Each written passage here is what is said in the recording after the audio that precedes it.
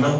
تو آپ دیکھ لیں کہ حقیقت رائے جو ہندو نوجوان تھا، طالب علم تھا، اور اس نے نبی پاک صلی اللہ علیہ وسلم کی بے ادبی اور گستاخی کی آپ کی شان میں. اسی طرح سیدہ پاک بی بی فاطمہ الزہرا جو دونوں ہستیاں اسلام کی سب سے بڑی ہستی ہیں، اور ان کے بارے میں بے ادبی اور گستاخی کی، اور اس وقت کے لوگوں نے ان کے بارے میں جب مقدمہ کیا اور اس کو سزائے موت دی، تو اس کو جب مارا گیا، جیسے وہ مرا ہندوؤں نے کیا کیا، پیلے رنگ کے کپڑے پہنے، اندازہ کریں، اور اس کا دن منانا شروع کر دیا ہر سال. اور یہ جو پتنگ بازی ہے، یہ انہوں نے پیلے رنگ کی پتنگیں اڑانا اور اس کے اوپر اس کے نام لکھنا کہ بھئی یہ ہمارا ہیرو ہے. مطلب ان کا ہیرو کون ہے؟ اندازہ کرو کہ جو بے ادبی کر رہا ہے، جو اسلام کی بے ادبی کر رہا ہے. آج بھی دیکھو نا، مغرب میں ہیرو کس کو کہا جاتا ہے؟ جو اسلام کو برا بنا کہنا شروع کر دے. اس کو جرمنی کا بھی ویزا مل جائے گا، فرانس کا بھی مل جائے گا، اس کو ہر چیز مل جائے گی.